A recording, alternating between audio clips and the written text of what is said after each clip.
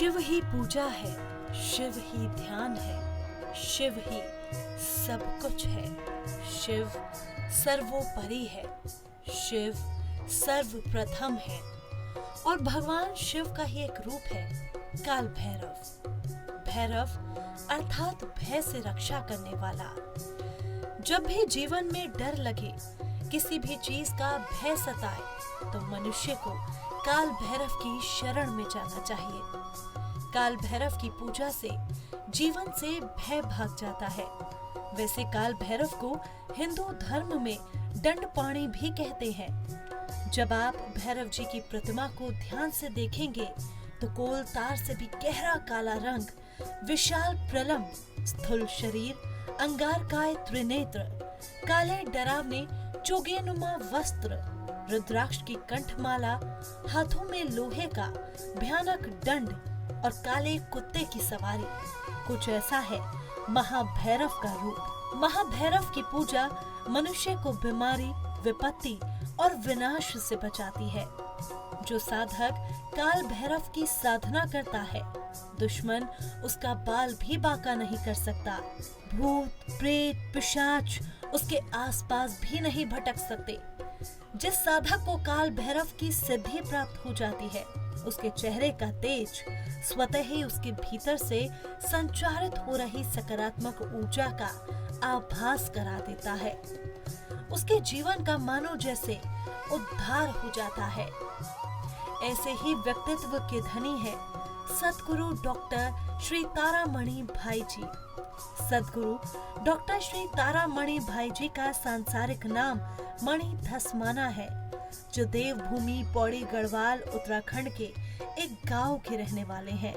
उनका जन्म मुरादाबाद उत्तर प्रदेश के एक ब्राह्मण परिवार में हुआ, जहां कई पीढ़ियों से इनके पूर्वज भगवान भैरव और मां काली के सेवक रहे हैं और तंत्र के क्षेत्र में अपना कर्म करते रहे हैं।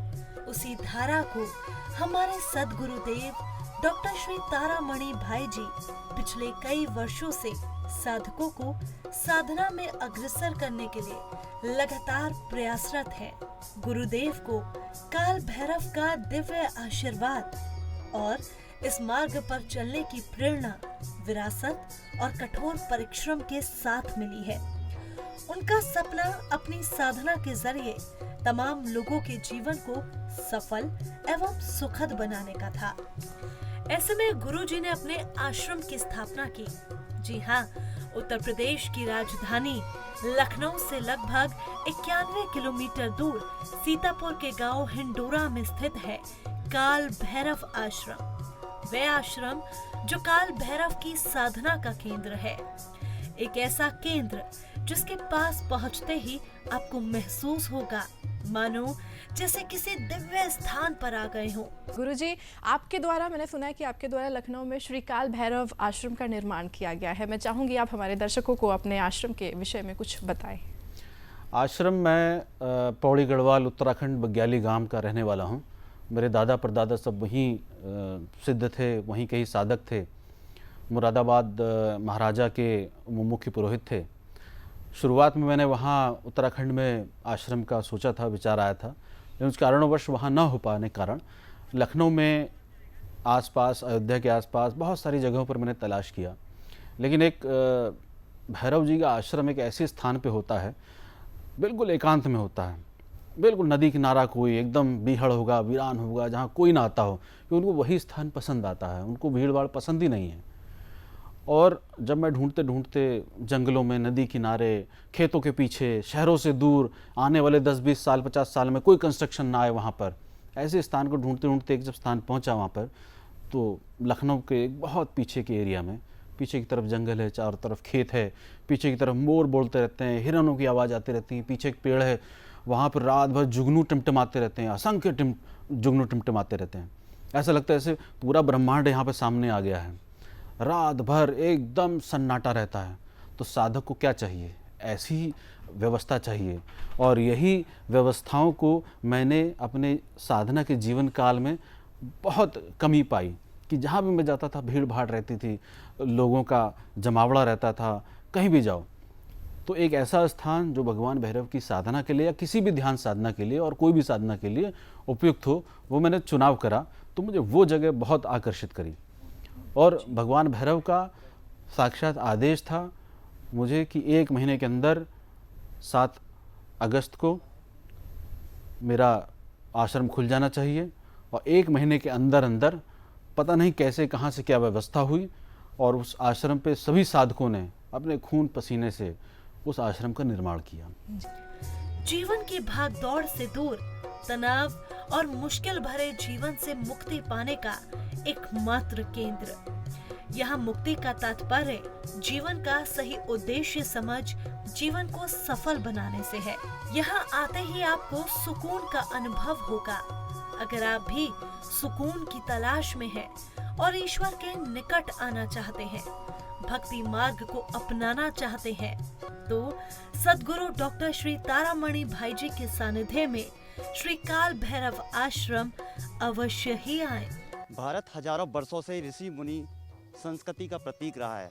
ऋषि मुनियों ने काफ़ी पूजा अर्चना शक्ति के साथ इस भारत पे जो अधर्मियों का विनाश किया है, उसी संस्कृति को आगे बढ़ा रहे हैं। लखनऊ से मात्र 50 किलोमीटर दूर डिस्ट्रिक्ट लगता है सीतापुर और गांव है हिंडोरा। हम ऐसे एक साधक, ऐसे एक महापुरुष से मिला रहे हैं जो अपनी शक्ति से जितने भी विधर्मी हैं उन सभी का अपनी शक्ति के माध्यम से और जो युवा हैं उन सभी को जागरूक कर रहे हैं। ऐसे महापुरुष हैं हमारे साथ तारामणि जी। स्वामी जी, कल रात से हम लोग लगातार आपको देख रहे हैं और रात में जो आपने यज्ञ किया, हवन किया, आपके साथ काफ़ी युवा जुड़े हुए हैं।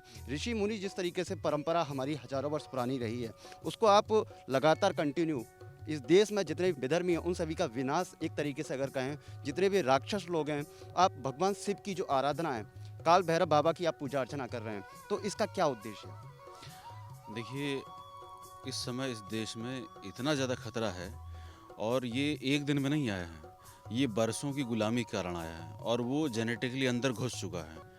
अब उसको भीतर से बदलने की आवश्यकता है। बाहर से गोली बंदूक लेने से कुछ नहीं होगा, वो तो सब खरीद लेंगे, लेकिन भीतर से जो तप है, जो आग है, आजकल की जो महिलाएं हैं उनको शिक्षित करने की आवश्यकता है, उनको साधना में डालने की आवश्यकता है, उनको बताने की आवश्यकता है कि शक्ति बाहर नहीं है, कि पेपर स्प्रे लेके आप नहीं खड़ी हो सकती। आपने सिर्फ हुंकार मार दी तो सामने वाली की पतलून गिली होनी चाहिए। इतना तेज कहाँ से आएगा? इतना तेज सिर्फ और सिर्फ भैरवनाथ के माध्यम से आएगा। उनको भीतर बचपन से ही ये संस्कार मिलने चाहिए। अगर छोटा बच्चा है तो बचपन से ही भैरवनाथ का दिया जलवा दो, ठीक है। माता सरस्वती की उपासना करना सिखा दो ताकि वो गलत संगत में ना पड़े, बुद्धि विवेक प्रज्ञा किसी नकारात्मक व्यक्ति के कारण भ्रष्ट ना हो। तो ये जो छोटे छोटे संस्कार हम लोग बच्चों को दे रहे हैं, यहाँ से बार बार मैं अलग अलग शहरों में जा के शिविर करा रहा हूँ, यहाँ पर भी मैं शिविर करा रहा हूँ, अपने YouTube चैनल के माध्यम से, आपके माध्यम से, फेसबुक के माध्यम से, हर तरीके से कोई अगर यहाँ पे आ रहा है उसको भी बता रहे हैं। क्यों बता रहे हैं? क्योंकि कभी तो किसी का विवेक जागेगा और ये माता पिता को शिक्षित होने की बहुत ज़्यादा आवश्यकता है कि बच्चों को कम से कम दिया बत्ती तो करना सिखाएं। वो 8-8, 10-10 बजे तो सो के उठ रहे हैं। अब इस समय कोरोना काल में जैसे क्लासेस चल रही हैं ऑनलाइन, उस समय तो और ज़्यादा भयानक परिस्थिति हो गई है। कुछ भी खा रहे हैं, कहीं बाहर कोई व्यायाम नहीं है, कुछ भी नहीं हो रहा है। तो हमें योग आसन उनके जीवन में डालना है। मोदी जी ने जिस प्रकार से योग को हर जगह फैला दिया है, योग आसन को एक नियम बना देना चाहिए कि सवेरे उठ के करना है, प्राणायाम करना है, तराटक करना है, ध्यान करना ही करना है।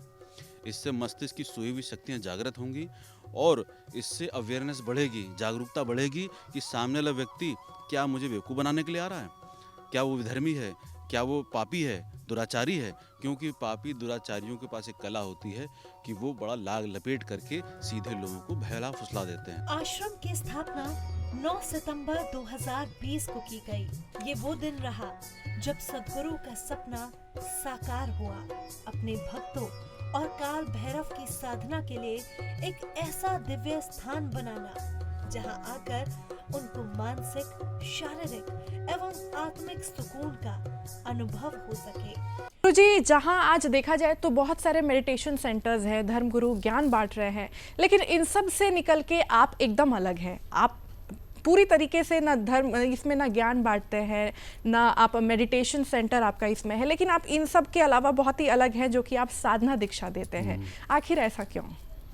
हाँ, अधिकतर मैंने देखा है कि इस तंत्र की लाइन में बहुत ज़्यादा पढ़े लिखों की संख्या नहीं है, बहुत देखा मैंने। तो अधिकतर क्या होता है कि भीतर से वैराग्य साधक के उछाल मारता है। तो वैराग्य के लिए क्या सोचता है कि ये सब छोड़ दो, ये सब जो जितना भी संसार है सब छोड़ के चलो जंगल। लेकिन एक्चुअली बदला नहीं होता ना, अंदर से उछाल तो मारा लेकिन ट्रांसफॉर्मेशन नहीं हुआ ना पूरा।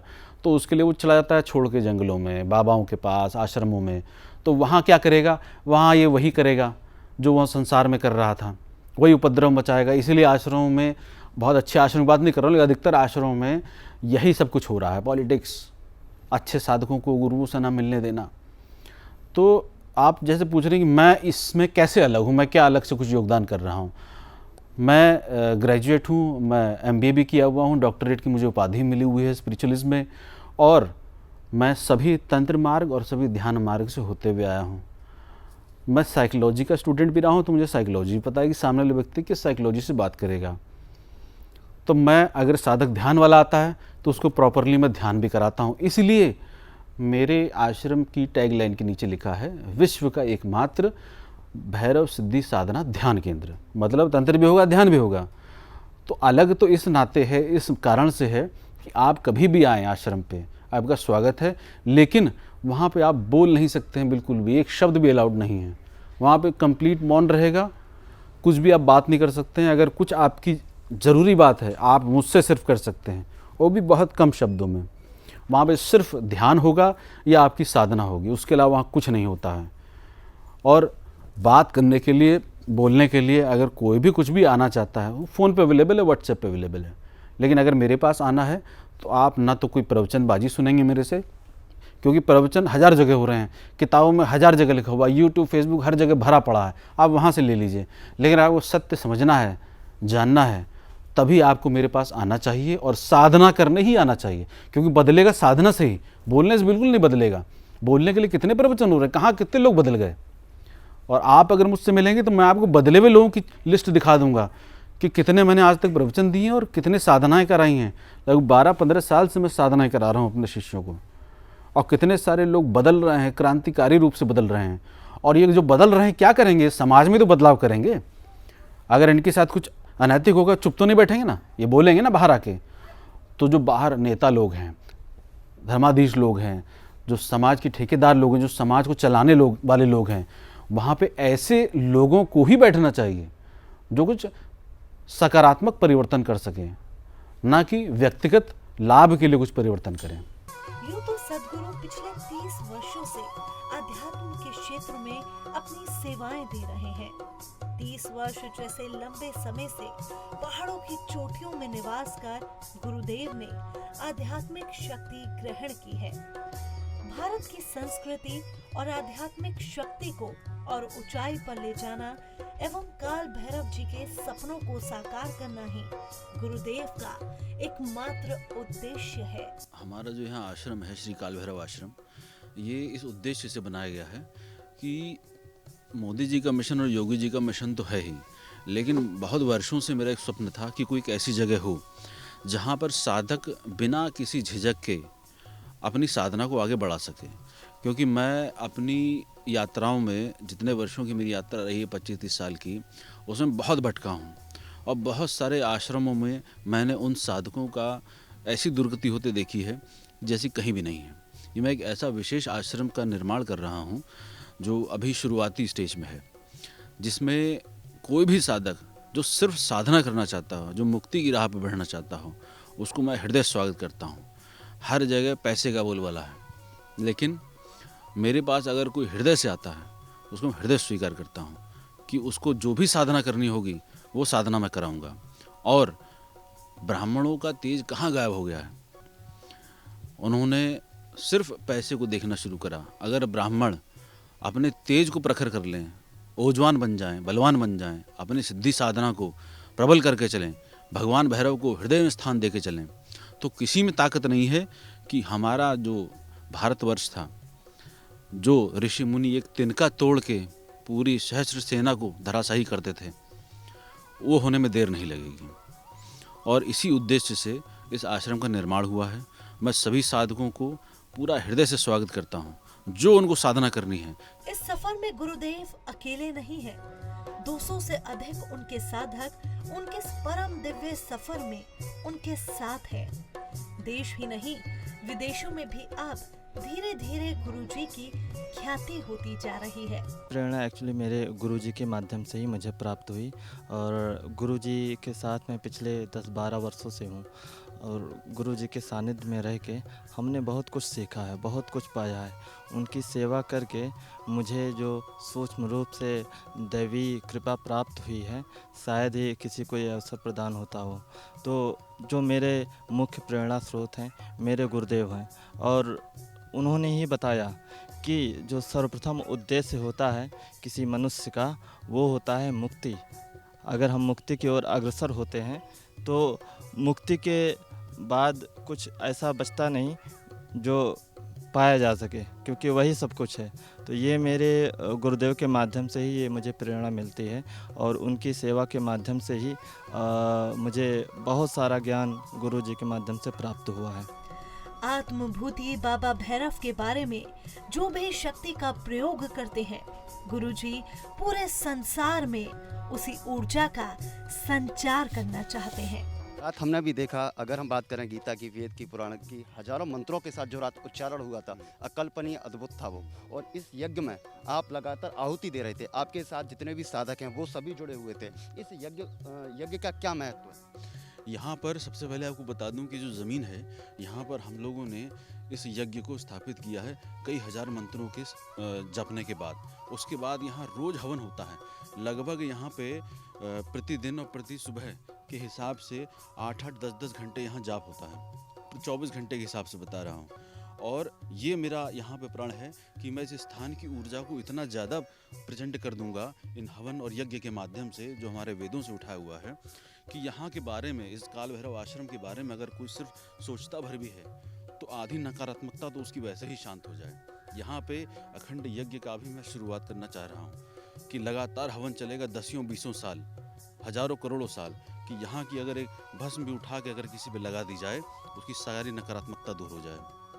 हमारे देश के प्रधानमंत्री, अगर हम बनारस की बात करें, जब वो जाते हैं, हमारे उत्तर प्रदेश के मुख्यमंत्री खुद एक ऐसी पीठ से हैं, गोरखनाथ जो पीठ है, वो भी एक बड़े महंत हैं। हमेशा एक जो धर्म है उसका प्रचार करते हैं। और मुझे लगता है, ऐसा कल रात से मैं लगातार देख रहा हूँ कि आप भी उसी संस्कृति को, उसी जो हमारी हजारों वर्ष पुरानी जो एक परंपरा चली आ रही है, उसको मतलब काफ़ी आगे तक ले जा रहे हैं। लेकिन आज का जो युवा है वो इस तरीके से भटक चुका है कि घर परिवार से निकलता है, एक शिक्षा के नाम पर जाता है, लेकिन वो इतने गलत कामों में पड़ रहा है। उन युवाओं को क्या संदेश?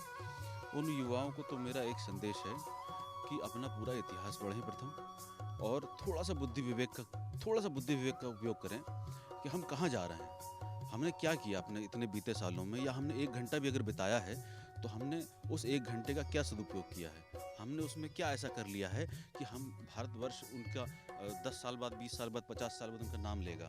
जितने भी स्वामी विवेकानंद का नाम लेते हैं, उनका फ़क्र पूरे भारत में, पूरे विश्व में छाती चौड़ी हो जाती है। क्यों हो जाती है? कुछ ऐसा नाम करें, कुछ ऐसा काम करें, कुछ ऐसा धर्म का कार्य करें ताकि हमारे ऋषि मुनि, उनके पितृदेव, उनके इष्ट देव सभी प्रसन्न हो और उनके सभी पितरों पर आशीर्वाद प्रदान करें। लेकिन भगवान शिव की जो उपासनाएं, आराधनाएं आप कई सालों से कर रहे हैं, जैसा आपने रात मुझे बताया जब मैं आपके साथ चर्चा कर रहा था। भगवान शिव हैं, वो हमेशा, मैं बात करूं, भगवान शिव के कई रूप हैं। काल भैरव की आप साधना करते हैं, तो ऐसा क्यों माना जाता है कि वो शमशान घाट वगैरह में या फिर एक एकांतवास में जो शक्ति है उसका एक अलग जो ऊर्जा होती है वो एकदम एकांतवास में ही क्यों होती है? इसके पीछे कारण क्या है कि भगवान शिव को आप देखिए, उनके पास सब कुछ है, उनके पास सोने का महल भी है, वो गृहस्थ भी हैं, लेकिन कहाँ बैठे हैं? या तो शमशान बैठे हैं या तो कैलाश बैठे हैं, एकदम विरक्त होके। तो संसार में, इस जीवन में जो भी व्यक्ति, मनुष्य हैं, उनको उनसे प्रेरणा लेनी चाहिए कि भगवान शिव के पास सब कुछ है, गृहस्थ भी हैं, पैसा भी है, लेकिन वो ध्यान में बैठे हुए हैं, समाधि में बैठे हुए हैं, चराचर जगत पे दृष्टि जमाए हुए हैं और सारा कार्य स्वतः हो रहा है। और उन्हीं के ही रूप भगवान भैरवनाथ का उग्रतम स्वरूप भगवान काल भैरव, उनकी हम लोग उपासना करते हैं। वो इसलिए कर रहे हैं क्योंकि इस कली काल में, इस कलयुग में तमस का बहुत ज़्यादा प्रभाव है, और हमें तमस से लड़ने के लिए, हमें बुराइयों से लड़ने के लिए हमारे अंदर उतना ओज, उतना प्रकाश, उतना ज्ञान सिर्फ भगवान भैरव गुरुपदासीन होके माता पार्वती को, देवी को इस प्रकार से दे रहे हैं कि जो भी ज्ञान है उनकी 108 विधियाँ उन्होंने ध्यान की बताई हुई हैं और उसके माध्यम से जो भी ज्ञान उनको प्राप्त हुआ और वही हम लोग आगे फैला रहे हैं। एक मेरा आखिरी सवाल आपसे है, सुदर्शन न्यूज़ के माध्यम से आप पूरे भारतवासियों को क्या संदेश देना चाहते हैं? मैं सुदर्शन न्यूज़ के माध्यम से सभी भारतवासियों को और सभी दुनिया में कहीं पर भी हों उनको मैं संदेश देना चाहता हूं कि सर्वप्रथम सुदर्शन न्यूज़ को एक तो देखना शुरू करें। कारण उसके पीछे ये है कि जो संस्कार आपके हैं भीतर, ये चैनल सिर्फ उन्हीं को ही दिखाता है। आप बेकार की जो चीज़ों में फंसे हुए हैं उसमें से अगर कुछ समय निकाल के सुदर्शन चैनल को देंगे तो कुछ ना कुछ तो बदलाव होना शुरू होगा। अगर सुदर्शन न्यूज़ ने कुछ बदलाव करने की ठानी है तो हम सबको मिलकर उनका सपोर्ट करना चाहिए, ताकि जो बदलाव हमें इस भारतवर्ष में चाहिए, जो मोदी जी, योगी जी और सभी धर्मनिष्ठ लोग करना चाहते हैं, जो नींव से बदलेगा, वो हम सबके सहयोग से बदलेगा।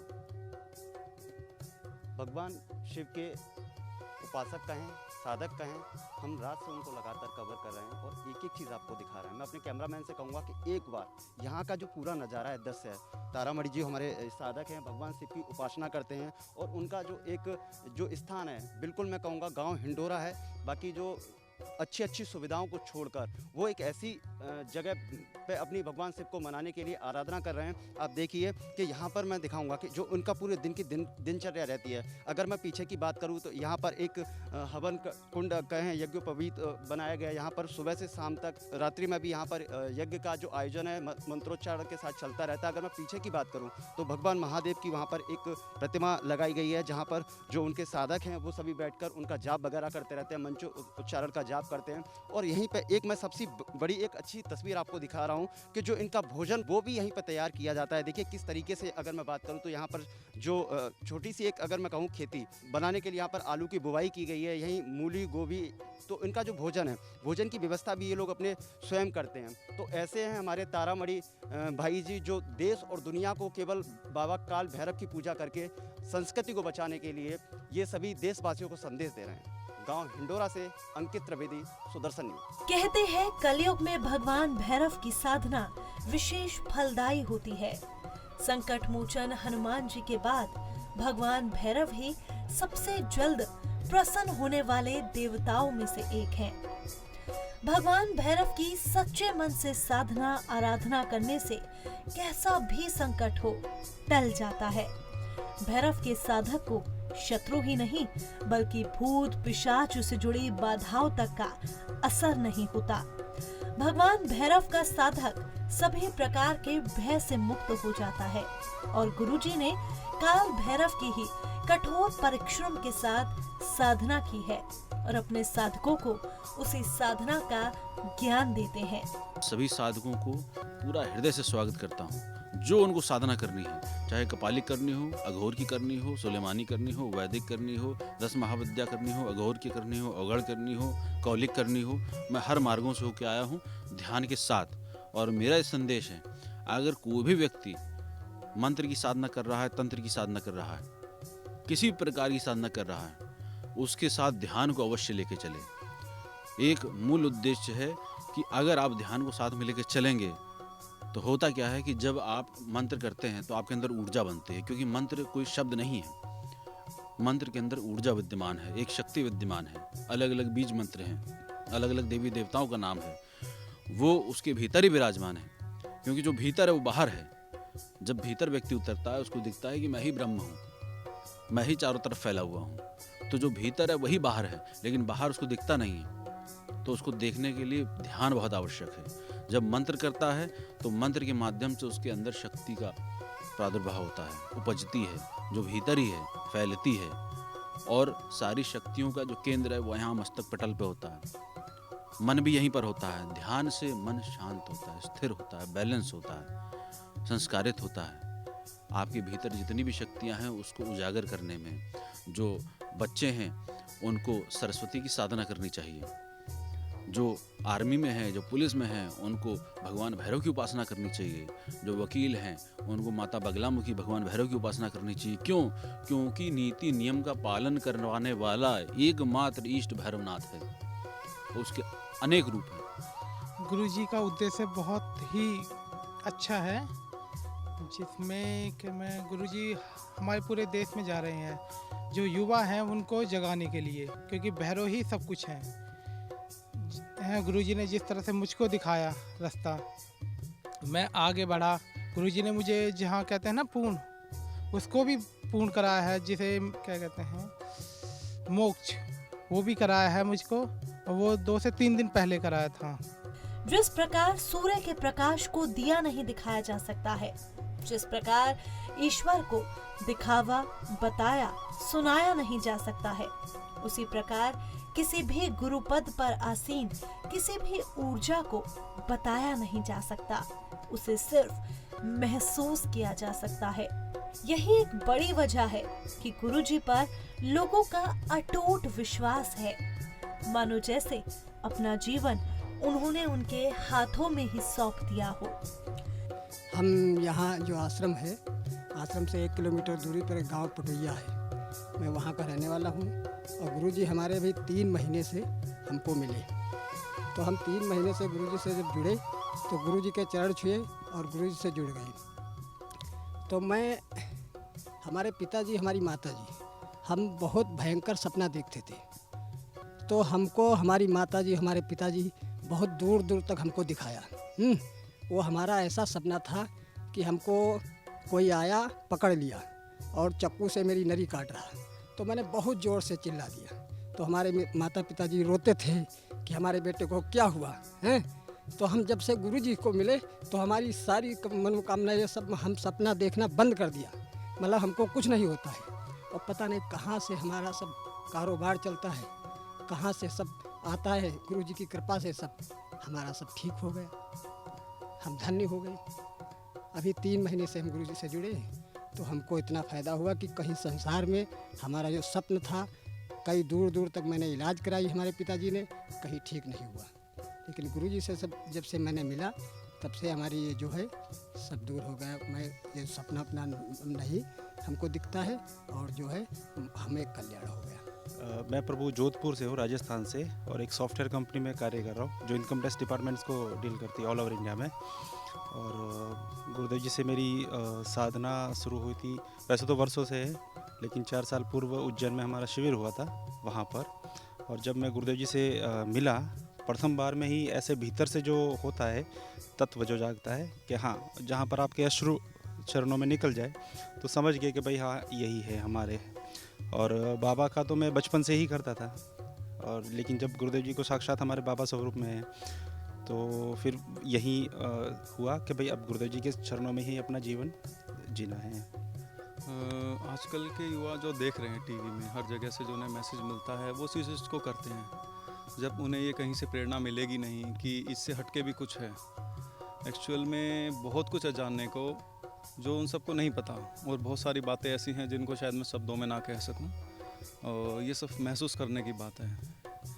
और जैसे आजकल की युवा पीढ़ी देखो, नशे में, दारू, मतलब बहुत सारी ऐसे चीज़ों में जा चुकी है जिससे उनका पता नहीं होता है। हमारी थोड़ी सा मैं दिनचर्या के बारे में बताना चाहूँगा। हमारा सुबह 4 बजे से ध्यान प्रारंभ होता है, और जैसे ध्यान में भी अलग अलग स्ट्रेटेजी है, जैसे 4 से 6 ध्यान बिस्तर पे ही उठ के, उसके बाद मृत्यु ध्यान है। और जैसे आप एक तो लोग सब दिखा के करते हैं सबको कि हम दिखा रहे हैं, पर यहाँ ऐसा नहीं है, यहाँ सारी चीज़ें गुप्त की जाती हैं, किसी को बता के नहीं। ये अंतर यात्रा है। लोगों का ये अटूट विश्वास है जो गुरुजी को दिन प्रतिदिन ख्याति दिला रहा है। अगर आप भी अपने जीवन का सही अर्थ समझना चाहते हैं, जीवन का सही उद्देश्य समझना चाहते हैं, तो गुरुजी के मार्गदर्शन में आए एवं पुण्य लाभ कमाए।